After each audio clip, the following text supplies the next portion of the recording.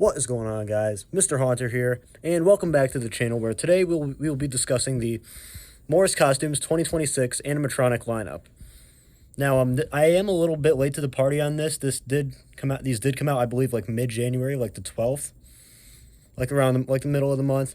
So yeah, I did have a couple other things going on, so I wasn't able to make a video, but now I am. Better late than never. So let's just get right into it. So I've got a list of them right here, so I don't lose track or miss any of them. That's just kind of like, how I keep organized these days. But yeah, we've got like 11 of them here, so let's get into them. So the first one here we've got is the Grimstalker Scarecrow, aka the Peekaboo Scarecrow.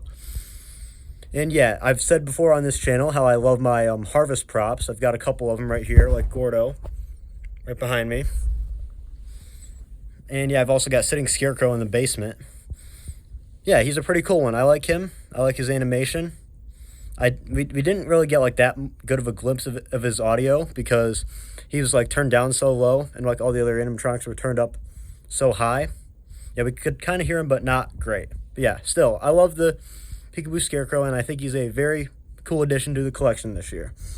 All right, so up next we've got the Jack and Jill zombie. It's basically like this two-headed zombie, like, Jack and Jill zombie. It's a pretty cool one. I really like, where the companies are going, with like these two-headed props like Headcase Harry. Like, they aren't interactive, but they're still a very cool addition, and it's cool to see some gory zombies back in the Halloween industry.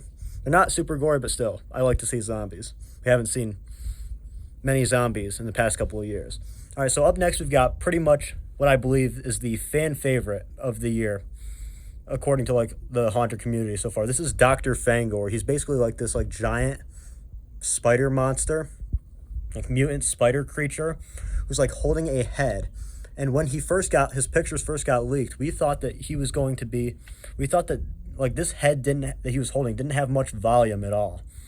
So we were like, there is no way this can be like an actual human head if it was like meant to be like based off of real life. But a couple of eagle-eyed haunters pointed out that because he is a spider and his head is a spider, because he's like a mutant spider creature and he's got like a spider head, maybe what he is holding is his molten human head that he just either like just fell off or he pulled off. Which, if that is the case, then that is one of the most genius ideas I have ever seen in the Haunter in all of my years of being a fan of Halloween animatronics. Like, that is one of the most genius ideas I've ever seen executed. All right, so up next we've got pretty much the biggest, like by far the tallest animatronic out of the lineup. This is the Time Demon. I heard some people are not like, the hugest fan of him. And yeah, that's okay. Y'all are allowed to have your opinions, but I personally like this guy. And yeah, he kind of to me looks like a cross between Arctic Dragon and Fire Demon. He's kind of got like this like more like Arctic vibe to him, which I do quite enjoy. I like the Time Demon. All right, so up next we've got the Axe Clown. Of course, he is a generic clown, but you do have to have a couple of generic animatronics in a lineup for it to be like an evenly balanced lineup. And yeah, I saw some people online not really liking the Axe Clown, but I do not feel the same way. I like the Axe Clown. I think he is just fine for what he's meant to be. All right, so up next we've got the Hollow Clown. Basically, like, so most of y'all will remember, if you're a haunter, then you will remember the 2024 Halfway to Halloween Spirit Halloween animatronic Rick Ratman, who had like this big hole in his chest where all the rats were crawling out of. We're crawling in and out of. The Hollow Clown has the exact same hole, but there's just like sharp teeth inside of the hole, which I find absolutely awesome. Like, I'm honestly really excited to see what this guy's story is going to be. And yeah, I really like him. He's very unique. All right, so up next we've got Mechanical Jack. Now, this is basically like Morris Costumes' take on the Home Depot Jack in the Box animatronic line. Yeah, I'm pretty sure it's like a direct reskin. Not like exactly a direct reskin because, of course, it's not by the same company. But, yeah, they could they could still reskin it if, they yeah, like it doesn't have to be like a made by the same company for it to be a reskin. Like another company can reskin something. Um yeah, so basically I'm pretty sure he's got the exact same animation, but we don't know for sure because he was broken, I'm pretty sure, at the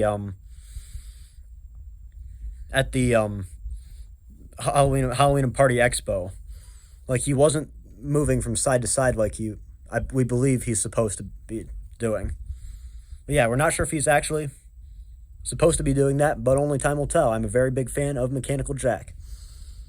All right, so up next we've got the Forest Creature, aka Wendigo. I saw some people online not really liking this one at all, and that's okay. Y'all are entitled to your opinion, but I personally like the Forest Creature. He's he's very huge.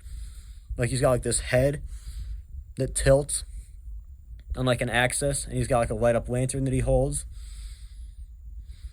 And yeah, I personally think that he would fit great in a forest theme. Like some people were saying how he just like he's just like a bunch of like parts mashed together. I am personally disagree. I think he looks pretty phenomenal. All right, so up next we have the Night Dweller. Basically, he's like this pumpkin guy who's holding his head, and he like turns from side to side, and the pumpkin glows and he says phrases. He's very generic, but we've got to have a couple of generic animatronics in the lineup for it to be like an evenly balanced lineup. So yeah, he is awesome for what he is. He gets the point across for what he is meant to be. For what he's meant to be, he's pretty awesome. All right, so then we've got Mildred the Wicked Witch. She's basically like this witch who's like holding a platter out in front of her. And yeah, I'm pretty sure she's like holding a staff or a candle or something in her other hand. And basically she's just like, her head moves from side to side, her eyes light up white, and her mouth moves. Yeah, she's a pretty cool one. You can't never go wrong with a classic witch animatronic. And finally, we have the Handstand Clown. Not to be confused with the Lowe's Handstand Clown from this year. So this one is like basically like a clown standing on his hands, hence the name Handstand Clown, but he's like holding a pumpkin in between his legs. Yeah, I saw some people, again, not really liking him online, but I personally do really like him. Yeah, his head moves from side to side, his mouth moves, and his eyes light up white. For what he is meant to be, he's pretty cool. All right, yeah, that is basically everything. And I just wanted to say one more thing that I know this is kind of like random, like I haven't talked much about this in the past, but this channel, my YouTube channel will from now on only be used for official like teases or releases in the Halloween community.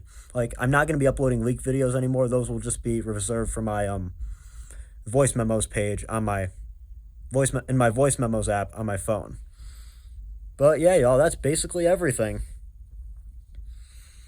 Moore's Costumes has a great lineup this year, and I can't wait to see I'm not going to be able to see it in person because I'm not going to be going to Transworld, just because that's like I'm pretty sure like a while away from here, a long drive.